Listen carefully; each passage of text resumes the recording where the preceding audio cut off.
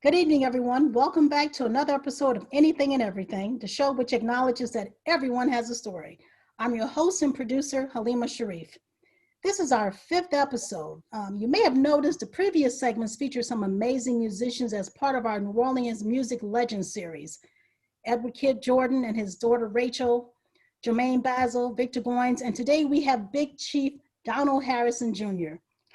Donald, I can't remember how long I have known you, but it seems that every musician out of New Orleans were either like big brothers, sisters, aunties, parents to me, you name it. You know, we have that special flavor from New Orleans like no other. So welcome. Oh, it's great to be here. Thank you for inviting me, and thank you for telling these stories. Oh, definitely, definitely. You know, Donald, the last time you and I connected was when I lived in New York. You attended my brother Jamil's album release party, and you asked me, I think via email, if I had any more of that potato salad that my niece Angel made. You know, I like potato salad, so I was trying to get some more of that. That's okay, I like it too. Then I remember later I made you some red beans and rice and dropped it off at one of your gigs I attended. And I still don't have my Tupperware. I don't know where it's at, but it's all good. You know how saxophone players can be sometimes, but the red beans was good. We're gonna get you some Tupperware one day. It's all good. So allow me to tell folks about you, Donald Harrison. New Orleans born saxophonist Donald Harrison Jr. is a musician, composer who master musicians consider a master of every era of jazz, soul, funk, and a composer of orchestral classical music. Donald is a genius, according to geniuses like Eddie Palmieri and Mike Clark. In the HBO drama Treme, Emmy-winning director David Simon created two characters to portray how Donald innovated new styles of music. He has appeared as an actor, musician in 9 episodes of Treme. Oscar-winning director Jonathan Demme's film Rachel Getting Married, Spike Lee's When the Levees Broke documentary, and Marvel Luke's Cage. This talented artist is recognized as Big Chief on 2 continents, Congo Square and Afro New Orleans culture, and was made a chief in 2019 by Queen of the Republic of Congo. Donald honed his experience playing with such greats as Roy Haynes, Art Blakey, Eddie Palmieri, Dr. John, Lena Horne, McCoy Tyner, Dr. Eddie Henderson, Miles Davis, Ron Carter, Billy Cobham, Chuck Loeb, Dr. Lonnie Smith, Digital Planets, Gurus, Jazzmatazz, The Headhunters. He has performed with over 200 jazz masters and created 3 influential styles of jazz. He has been a mentor to artists as diverse as Biggie Smalls, Jonathan Baptiste, Christian Scott, Trombone Shorty, and Esperanza Spalding. Once again, welcome, Donald. I'm so happy to have you here, and we look forward to hearing about your journey. Oh, it's great to be here, and I appreciate you inviting me, and we'll talk about it. Most definitely, no, most definitely. So speaking of your journey, talk to us about your musical journey. Did you choose the saxophone, or what made you choose the saxophone? Yeah, what happened with me and the saxophone was my father was walking down the street downtown, and there's a famous music store which is not around anymore. It was called Worldlines, and he saw the shiny saxophone in the window, and he decided to buy it for me, and I liked it. It was cool, so I played it for a couple of years, and then, like most young people, I got disenchanted and put it down. And every once in a while, he would say, "Remember, you got a saxophone in the closet." And then one day, I picked it up, and it's been with me ever since. And I've given my life to learning how to use it to do a million things with it. I love the saxophone now. That's awesome. Who were some of your teachers, influencers? I mean, especially being in New Orleans, there are so many different educators. Yeah, I was with Kid Jordan at Suno, Alvin Baptiste at Southern, Ellis Marcellus. I played in the brass band most of the time with a guy named Doc Paulin, who used to hire everybody. He had 11 sons, and most of them played, but he also hired the young musicians in New Orleans and gave us a chance to play that music. And what a great family that was there. Doc Paulin and his family. He lived to be 100 years old. Wow. And started playing jazz in New Orleans in the 20s. So he was a slice of history. And I'm just fortunate to be around some of New Orleans' greatest musicians, and them taking the time to share their ideas with me. You know, that's the beauty of us being from New Orleans. You know, we had those educators, we had those musicians, and they were like family. You know, Ms. Basil mentioned on her interview, you know, that even though she started out playing the bass, everybody had a piano in their home. You know, whether they played the piano or not, we all just gravitated towards it, and it was a part of our culture, a part of the neighborhood, you know, ambiance.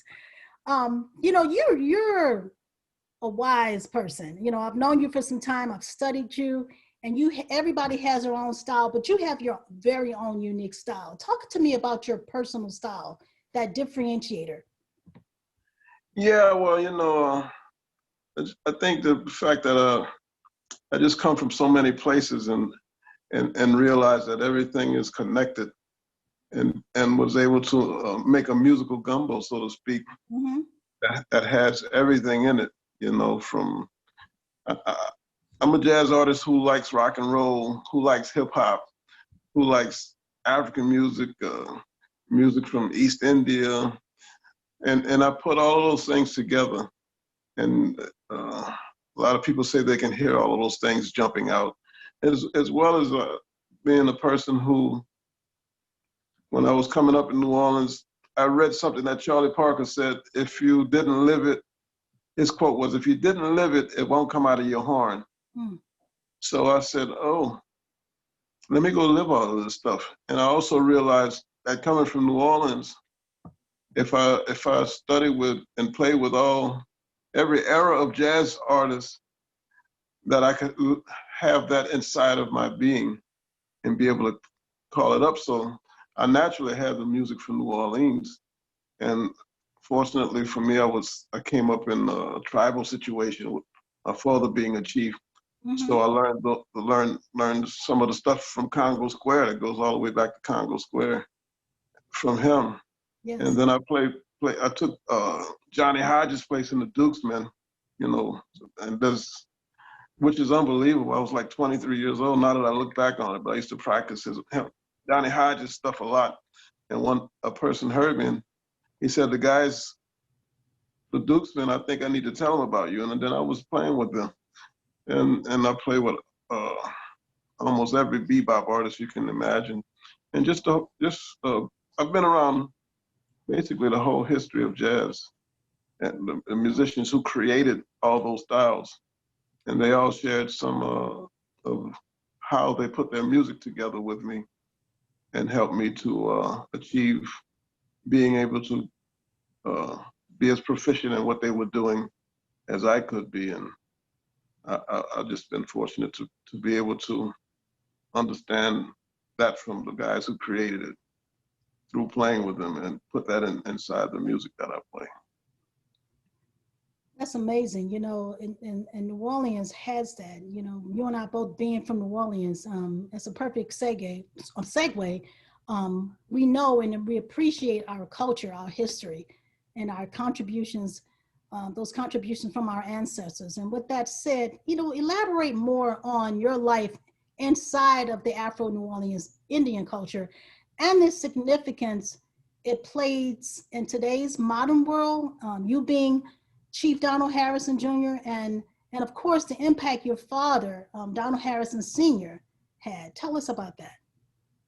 Yeah, well, you know, some of us, there's a lot of different factions inside of the culture in New Orleans. Uh, some of it is it's to honor Native Americans who helped people of African descent Mm-hmm. on their journey to be free, and some of it is to honor Congo Square, where Africans were allowed to continue their culture.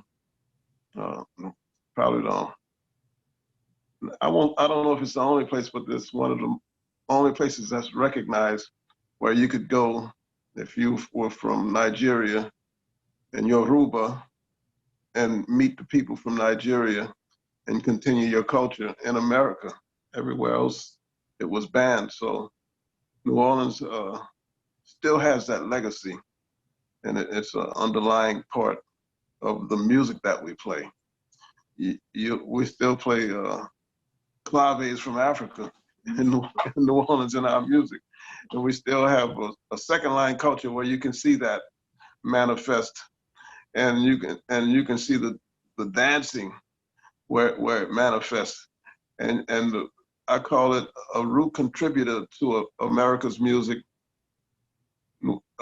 and then a root contributor to the world's music. So we come from a place that has that our culture has significantly impacted the culture of the world.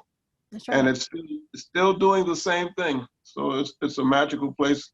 A lot of musicians come here to New Orleans on a pilgrimage just to feel what we grew up doing naturally, and it's in our system, and we don't really. Some of us don't know how special it is, but some of us do. So we want to continue to keep the traditions alive, so that it informs the next generation, and we're always connected to what I call antiquity, ancient times. Mm-hmm. I call it roots to the future. Yes. That's a perfect way of putting it. It is roots to our future. You know, I always mention this. I mentioned this in the last interview, last couple of interviews, about how Rachel Jordan mentioned that, you know, we have an unbroken culture with our music, the fabric of New Orleans, and the different names you mentioned, the educators, the musicians, the different families. That's been a part of what we have, and that's what the world appreciates so much. I mean, like you said, it's one big gumbo, but it really is. It's that whole collaboration effect that has affected us throughout our journey. You know, and speaking of that, how much would you say an artist's understanding of history impacts their approach to their respective art form? I teach young people, as you said, and I tell them the same thing that Charlie Parker said, which is, if you live it, then you can play it. You're really, an artist is like a sponge. Yes. So if you understand the history, when you squeeze the sponge, it'll come out. Mm-hmm. But if you don't understand it, it won't come out. And understanding, the more you understand, including history, the more depth your playing will have. The more you'll understand the who, what, why, when, and where of what you're doing. And I think people will feel the depth and your diligence to understanding.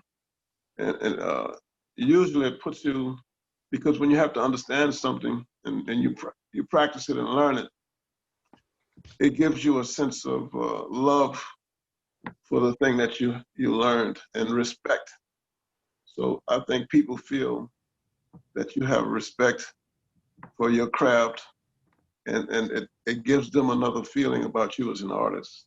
Yes. Because of your love for something, and your love of, and also I think the love of people. They feel that whatever you have in your heart, it will come through. I'm going to amend a little bit Charlie Parker's statement and say, whatever you have in your heart, it will come through when you play. I agree with that. I totally agree with that. In your bio, and what I know on my own, is you were a member of Art Blakey and the Jazz Messengers. And as we know, it's a very prestigious fraternity, I would call it. And sorority. And a sorority, that's right. I can't leave my sorors out. There you go. So talk to us about that. You know, what was that experience like? Art Blakey could teach you so much just from playing the drums. You know, if you play with him, I remember the first time I played with Art, it was like a light switch went off, and I knew what I had to go work on. Certain artists have a way of doing that. But then when I was fortunate enough to be able to play with him a long enough time for him to give me some of the lessons on the bandstand, as well as through talking to me. One of the great lessons that I got from Art Blakey. I love Charlie Parker a lot. Yes. And he had a lot of time with Charlie Parker.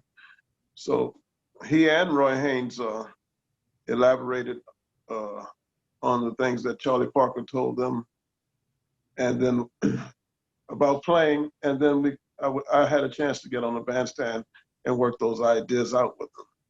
So I feel like I got some of Charlie Parker's lessons from Art Blakey and Roy Haynes, and that I cherish that more than anyone could ever know, because I love Charlie Parker. I feel like he's one of the greatest geniuses to do anything, and to touch him musically through his collaborators, it's one of the greatest things in my lifetime.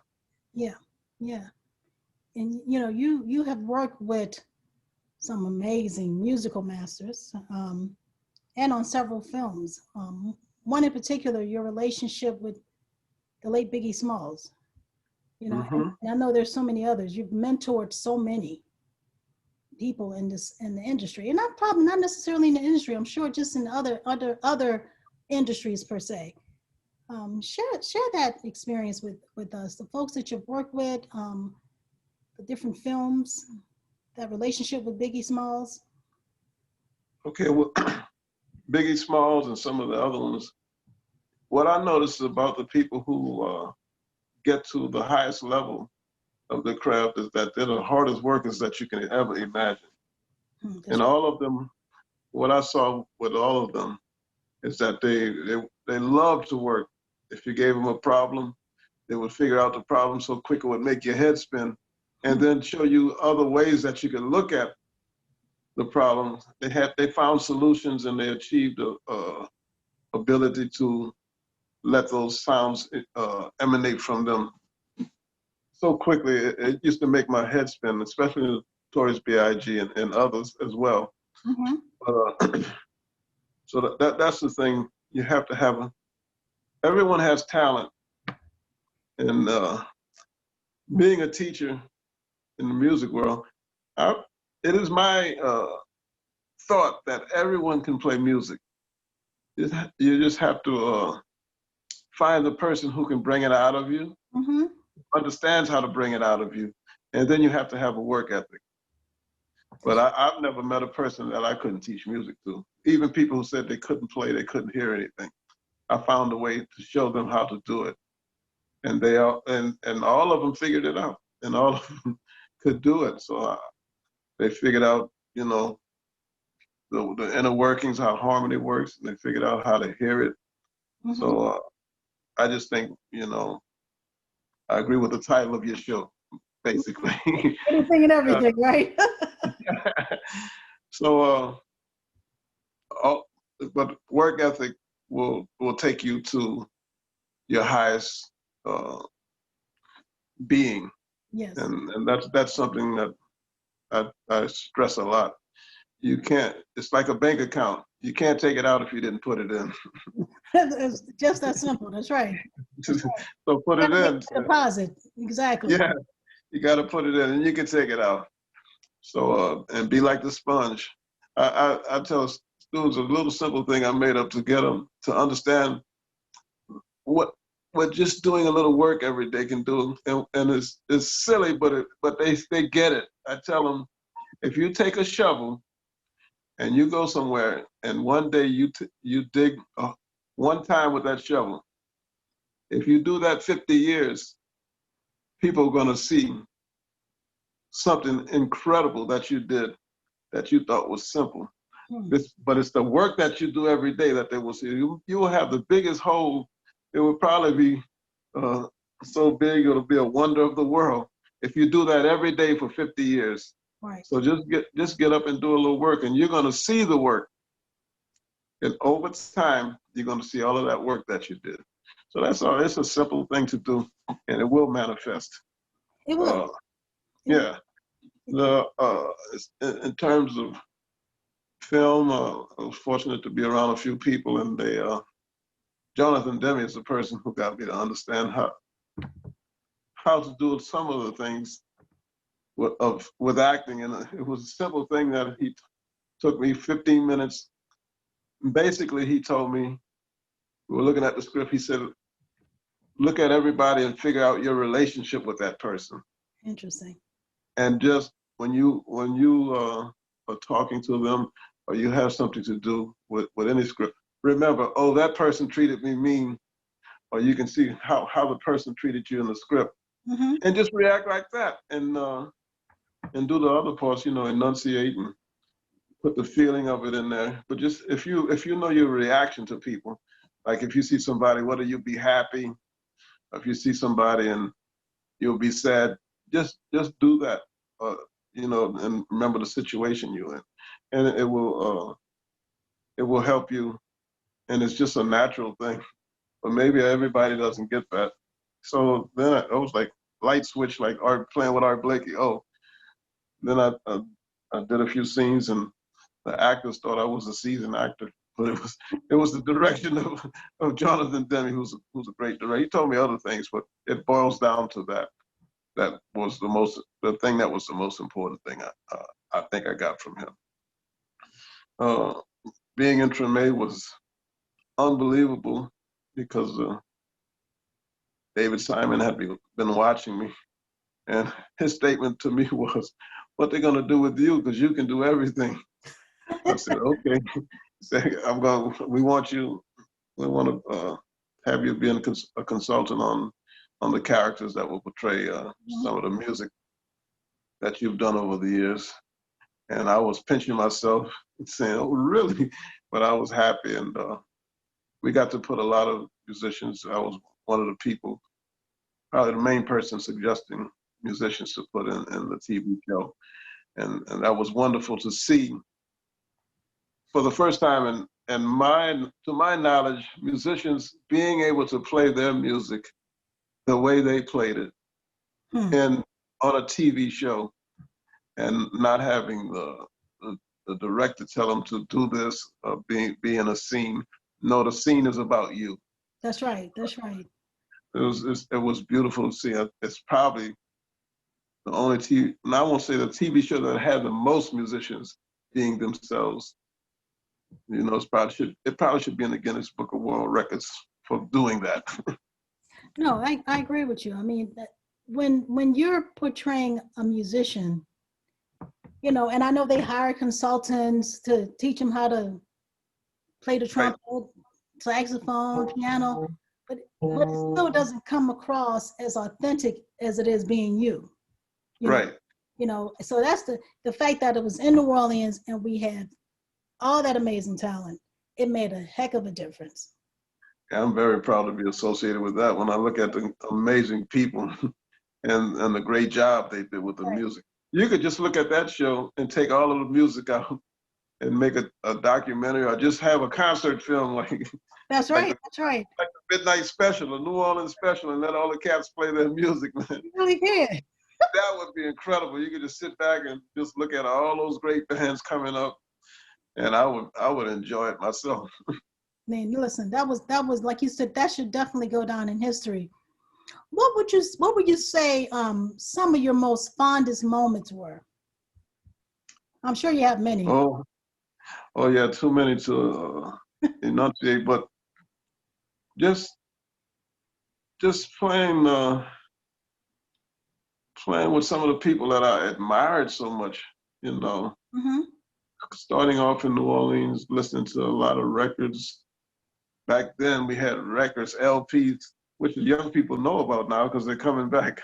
Yeah, that's right. There was a period where people would look at a record player and say, "What is that?" But now they know again. So I'm happy to see that. But when we were young in high school, listening to those records, just because we love the music and practicing to try to learn it. And then, like a guy like Billy Cobham, listening to his records, and then he's calling you to play with him. I mean, how incredible. Things that you never think would happen. That's right. When you're in high school, just listening to those guys, you never think, "Oh, I'll be playing with Billy Cobham one day." But it did happen, and I'm always pinching myself. I remember being on the bandstand looking at Miles Davis, and he probably was like, "What's wrong with this guy?" I was just staring at him because I was like, The first night, you're on a bandstand with Miles Davis. That's all I was saying to myself. You're on a bandstand. So yeah, all those amazing moments. Wow. Art Blakey, when he first met me, my teacher was Bill Pierce, and he said, "Yeah, that's my student. He can play." And Art Blakey said, "Where's your horn?" I said, "Oh, I left it at the dormitory." He said, "Go get it. Come back and play." I was like, "What?" Wow. And then after we finished playing, he said, "It's not right now, but one day you're going to be in my band." You know, to be a college student and someone of that magnitude. Wow. Tell you that. Roy Haynes heard me in New York, and we were doing our Charlie Parker stuff, and he, I guess he thought I had some of Charlie Parker in him, in me. So Yeah. he said, "You've been born again," and I was still, you know, I was like 19 years old, and Roy Haynes, who played with Charlie Parker, is telling me, "Bird, you've been born again." Like, oh yeah, you got some of this, and he would know that I was getting some of it right, I guess, in his estimation. And then he hired me, and I played with him when I was 19 on 52nd Street. Wow. Yeah, amazing stuff, and just and to now be able to take those gifts that they gave me. That's right. And give it to younger musicians. I don't feel like I'm a teacher. I really feel like I'm passing the baton. It's both. It's Yeah. both. I mean, you had your transcending moment, and now you're passing that on. Sometimes they say, "Well, where'd you get that?" I say, that's just what they told me. I'm just telling you the same thing they told me. So, you know, if you want to go deal with it, that's for you to deal with, or say, "I'm on another path." But I'll share whatever I was helped to understand with the young people, and then they take those gifts that I'm passing on, and then they do what they do. And most of them, it's incredible. Most of them become great musicians. Yeah. And it's so wonderful to watch. That's beautiful, and I hope that the guys I play with feel the same way about myself. But the happiest moments, besides playing with those guys, is when you see a younger person who's incredibly talented, and that talent starts manifesting. That's right. And they become the entity that they're supposed to become. And it just makes me joyful and elated to see that happen, and to know I was around the younger people too who were carrying it. That's right. Well, you have two amazingly talented nephews. 3, actually, yeah. 3. That's right. That's right. You know, I mean. Yeah. And my daughter, they're incredible. You see, it's that lineage, that unbroken culture. You know, how does that make you feel? I mean, you know, you see a lot of your students, but then family, your nephew, your daughter, you know, what is that? I mean, look, I'm saying what I feel like. I know what it feels like, you know, when you have your children who are doing some amazing things, you know. What is that like for you? Oh, it's incredible to see that New Orleans has great family histories. And it's just wonderful to see that, you know, that another generation is going to carry it forth. That's right. So none of them have had any children yet, but maybe when they have children, some of those guys will continue. But I know that the generation after me, they're carrying forth. And there's a young guy named Jelani who plays trumpet that I'm very, very proud of. I think I gave birth to him in 1989, right? Yeah, I knew that. You know, I knew that, but I didn't know the year. But it's amazing. It's amazing to see his growth. Yeah. And that he's so open, and he learns, because I played him some of the classical music I was doing. Next thing I know, he's writing for strings and orchestra. I was like, my man. So it's just beautiful to that we bump into each other and we learn. And I learned from young people too. I was talking to a guy. There's a song called "One Thing" by Amarie, and Yeah. I heard the song. And it was one. I told my drummer, who was Joe Dyson at the time, I said, play the Amarie beat, and told the bass player to start walking some jazz with it, and to see these young people who know all kind of music, Yes. and they can understand things that some of the older musicians might not. None of the older musicians are going to listen to Amarie, but I mean, maybe some of them, but most of them, if I say play the Amarie beat, they're like, what are you talking about? But the young guys, they bring a different idea because they came up a little differently.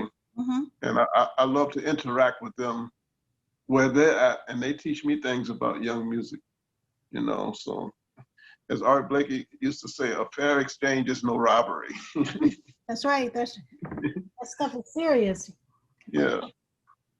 You know, I want to talk about the magic touch and Mm-hmm. and your rendition of the Old Town Road. I know Lil Nas did his little thing as well, but I listened to the magic touch, and I got to tell you, I had to listen to it in a way that I had to act like I didn't know you, okay?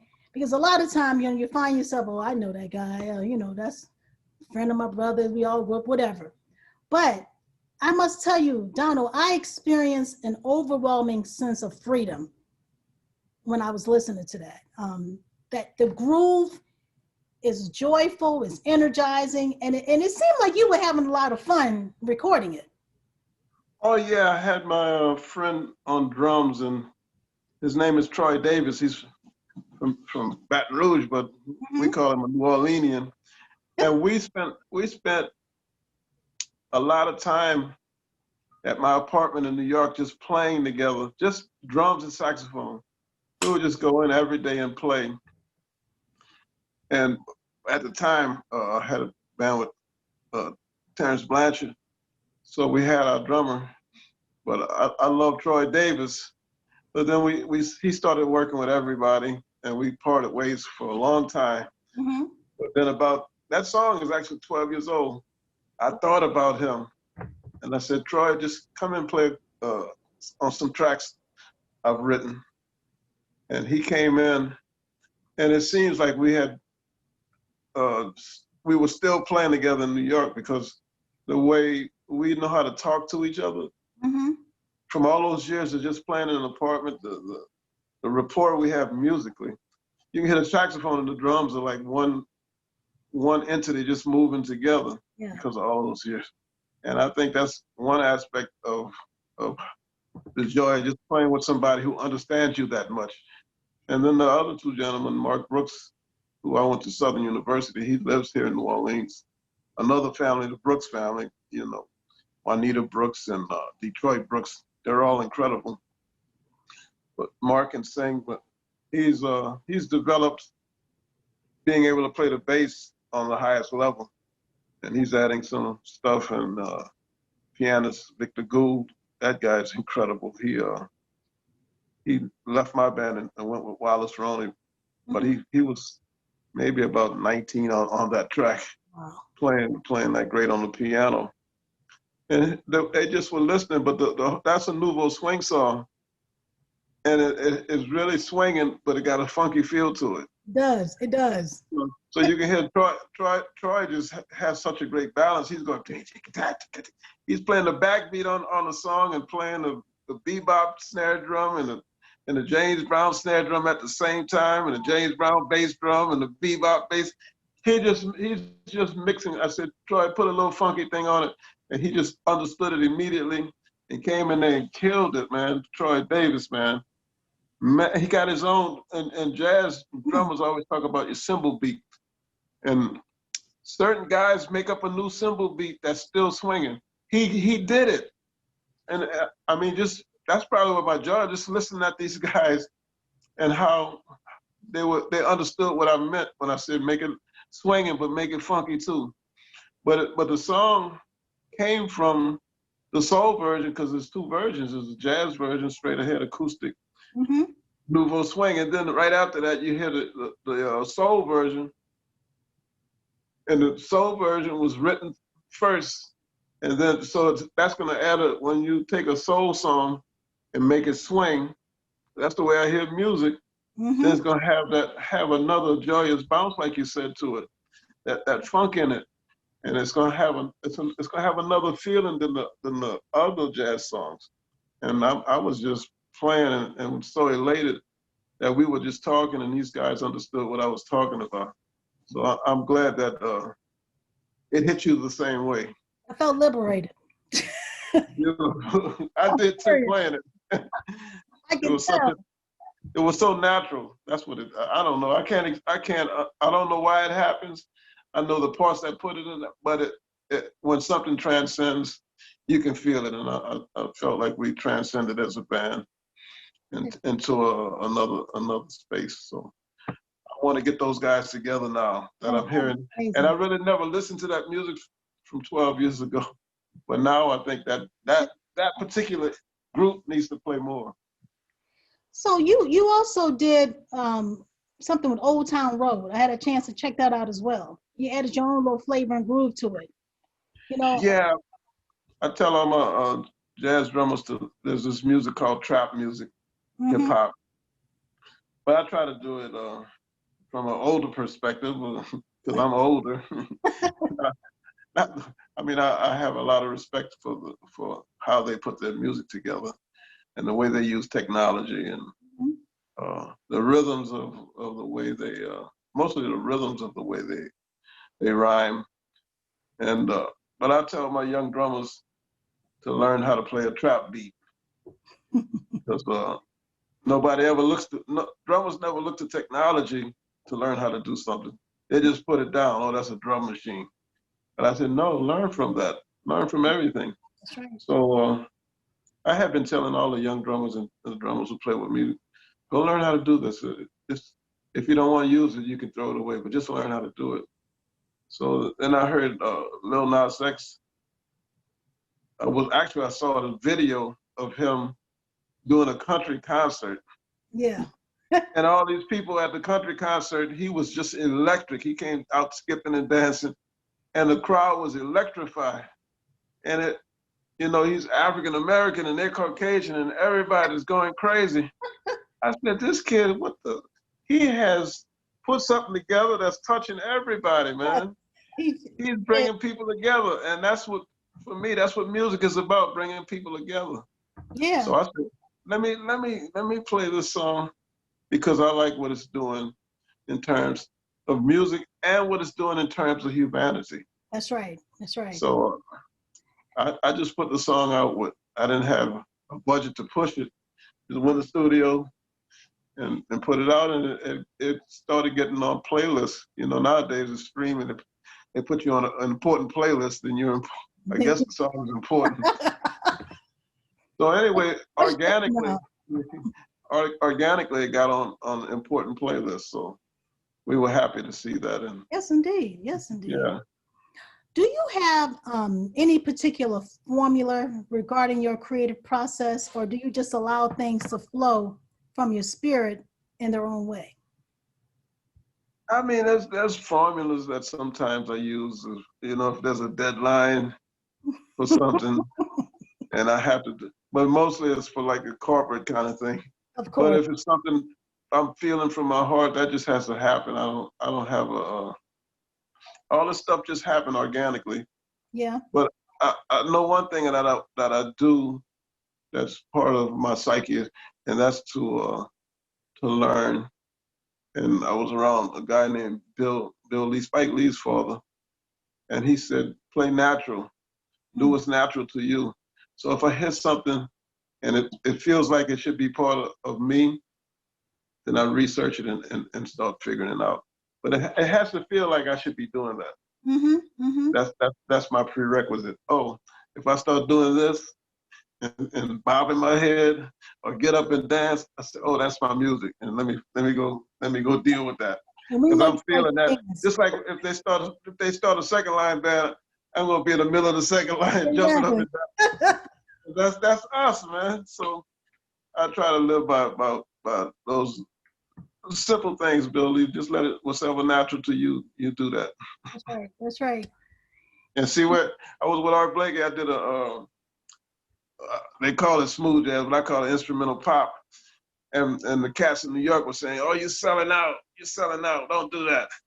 So I said, Art Blakey, I love this kind of music, but the guys tell me if I play what I like, that I'll be selling out. And he said, "No, go do it if you know how to do that, because it's going to take you on a journey.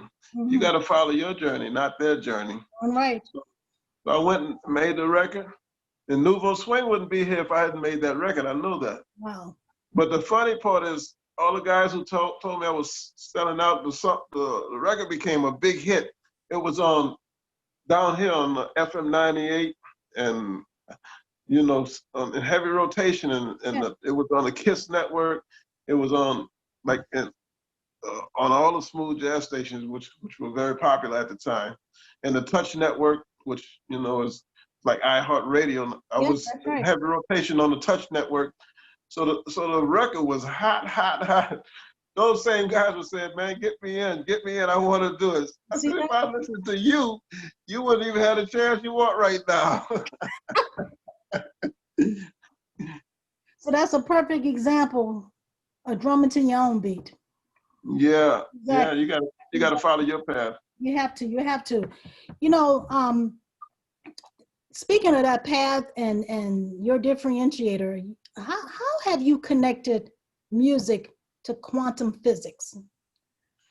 Yeah, I noticed, you know, looking at it well, first we'll say that quantum physics is the study of what is natural. Exactly, that's right.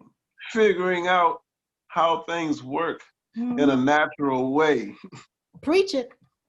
So it's the same thing as our music. And the answer, supposed what scientists, some scientists, because they all have different theories, but some scientists say the answer to the universe is everything is possible. So that means the stuff that they say, oh, even if it's religious, if everything is possible, then that's possible too. I took that further.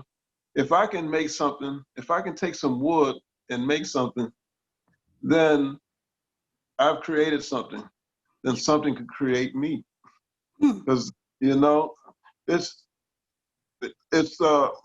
my philosophy is logic can show you that things that people say are illogical are really truly logical.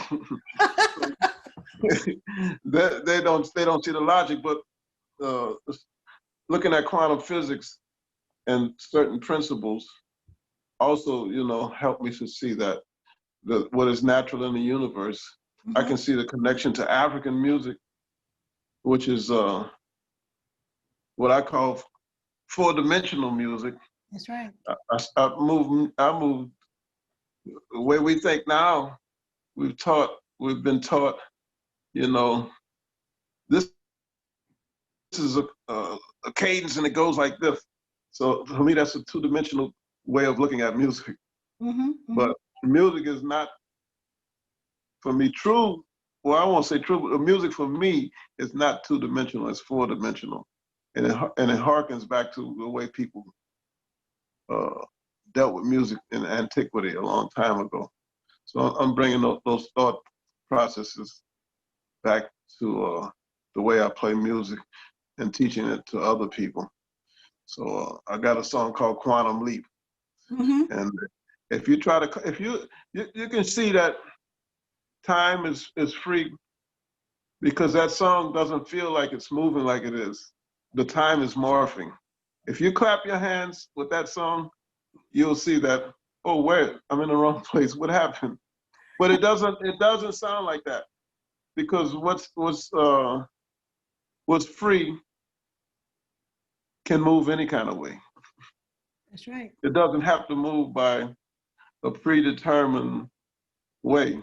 You know, they talk about when time goes around an object, the time moves.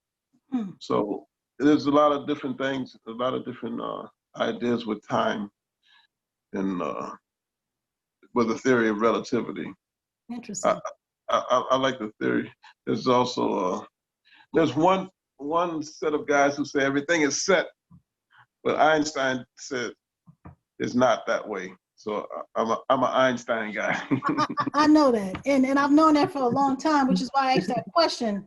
Uh-huh. You know, it's like the river, the water, the current.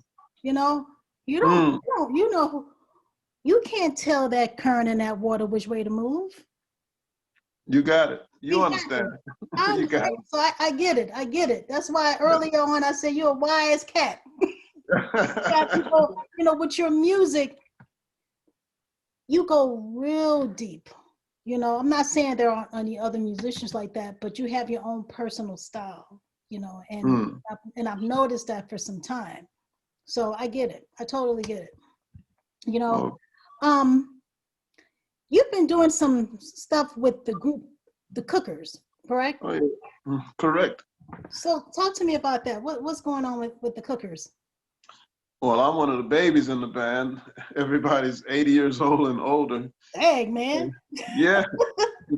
It's good to be a 60-year-old baby. Yeah. So here I am again in a company of guys who are a lot older than me who are sharing their expertise with me. I can't get away from this paradigm, and I'm happy about it. But anyway, they've played with everybody and seen everything. Wow. You know, I'm also in Eddie Henderson's band, who's the trumpeter.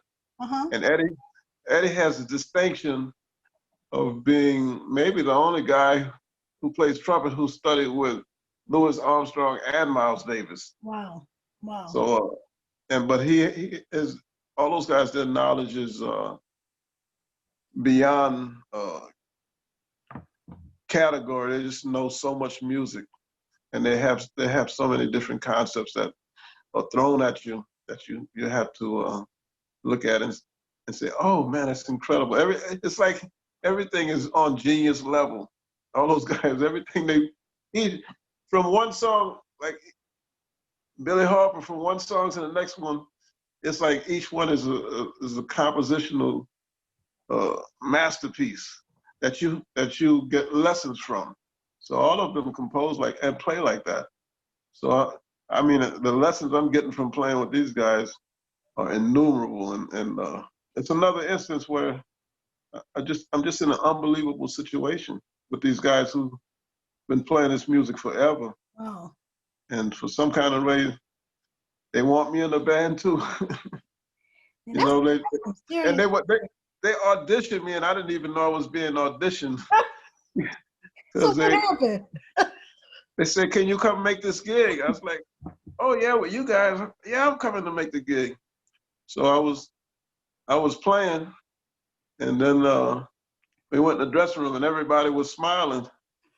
I'm like, "What you guys so happy about?" They're like, "You're in the band now." I said, "I'm in the band." They said, "Yeah, that was your audition." I was like, "Y'all should have told me that." Didn't even realize it.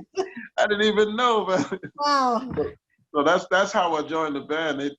I didn't ask. They told me, but I was happy that they told me. Wow. So how long have you been with them? Oh, it was probably 8 to 10 years. Wow. You know, that reminds me of, I've been remembering these interviews I'm doing, and I'm learning, look, a lot of stuff I know, but I'm learning more and more. Ms. Basil said, and she said this over and over again, and I remember because she taught me at prep, the bandstand is a classroom. You can say that again. It really, really is. And you know, as I'm listening to you and you're explaining about the Cookers, and you a young 60-year-old compared to all those 80-year-olds, like you're in the classroom, and you're also in the classroom with a lot of those young cats too. So that's like full circle. Yeah, I mean, we're all, the great musicians are students. Yes, indeed. But basically, we're just students, and we're just taking in everything and giving it back to the people. And for me, the greatest musicians are students of people too. That's and right. One of the things I can say for sure that Art Blakey and Miles Davis told me was to go hang out with the people, and they're going to teach you what to do with your music. So, but we do that in New Orleans anyway, organically, because we're everywhere. We're in a soul club. We're in a second line. We listen to. We don't discriminate musically. That's We right. love all of it. You know, you go to a wedding and they put on Mr. Magic. Everybody getting up doing the electric slide. And we do it all. That's It's right. all. It's inside of us, and that you can't. You know, and it's gonna come out when you start. Even if you think you playing jazz and that's not coming out, it's in there. It's coming out. Right. That's right. That's It's right. in your DNA, baby. Let me check It your really DNA. Man, you know, I asked this question to everyone, and I'm gonna ask you the same question. My father, what are some of your memories of my dad? Before I met your dad, I was hearing about him, Wow. about his incredible sound, his incredible understanding of music, how nice a cat he was. And then I met him, and then he proved that he was even more than they told me that he was. Wow. He was just the sweetest guy. And when he played his sound, something in his sound would grab your spirit, man. Something about it, man. I don't know how that happens. You know, like if you hear a great gospel singer and the hairs on your arm stand up. He had that thing, man, like that. Yeah. And so every time I heard him, I knew I was gonna have a joyful transcendence from the way he played. And then it was, also I had incredible intellectual knowledge of the music. So I call it music for the mind, body, and soul. He was one of those guys, you know, and I call people like him one of the ones. One of the ones. He was one of the ones. He was, and I'm not that's my highest compliment. That's You serious. one of the ones. One of the ones. He one of the ones. Oh man, you know, I love hearing these stories, and even though, you know what, I'll be 52 next month, I think. Yeah, baby. Close enough, you know, 52 next month, and I'm the youngest, and so I've heard so many stories. You know, I interviewed my daddy when he was alive, and I talked to people, and he was a character. You know, the interview with Kid Jordan had me on the floor rolling because them were just characters alone. But you know, I always remember something I read and I've heard before that Dizzy Gillespie, I think it was Dizzy Gillespie, said that when Emery picked up his horn, everybody put theirs down. You know, yep. I never understood that, and I was young, and as I got older, you know, it just listening to you, I can hear the respect and the fact that, damn, I can't touch this cat, you know, that kind of thing. But he was deep, he really was. Yeah, the thing is, when somebody got something to say, the smart one's gonna listen. That's right. That's what they're saying. I'm gonna put my horn down and check this guy out because he about to tell some stories right now, exactly. And I gotta listen to this. It's like Martin Luther King start talking, everybody gonna be listening. You're darn right. They're gonna be running in to come listen, you know? That's right. If they outside, they're running in. What's on the horizon for you, Donald? Well, it's the song, multi-genre music. Yes. Where we're playing different styles. Take one song and play it in different styles. Mm-hmm. I'm almost positive this is going to be one of the movements for the future because it gives the musicians freedom and it also puts the music together inside the musicians. Yes. and gives the listener a chance to hear the depth of a musician and the fact that they are open to a lot of different things musically. Sometimes we don't get to, listening to Dr. Eddie in the 70s playing funky music, mm-hmm. or Herbie Hancock playing funky music, but they never thought, oh, let me swing the same song. Yeah. So now we get to see the breadth of a musician and how they can think of the same song in a different, with a different way of looking at it. Yes. But it also will bring people together. A person who likes funky music will also have his song swinging. So he might say, oh, that's hip. Or a person who likes funk, a person who likes jazz hears it in the funky way and is touching them too. So now we're bringing people together, and the polarization that has happened with music that keeps us apart, because music is a unifier. That's The right. thing that's keeping us apart is no longer there. And that's to me, that's a beautiful thing It really is. to bring us together. That's why I like what Lil Nas was doing. Mm-hmm. That's He how I kept. came up with some of the music that I'm doing, Mm-hmm. because we're supposed to be together. And I always say this about jazz: jazz is inclusive, not exclusive. All right. That's right. Yeah. So, what advice would you give young people today? To learn as much as you can about the history. Yeah. I think that's important. But so everybody, I mean, I can't tell them to do that, but that would be my advice. And then after you learn that, try to play with as many masters as you can to get their ideas. And then just go on and do what feels natural for you, and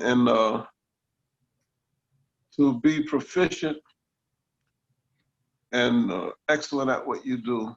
Yes.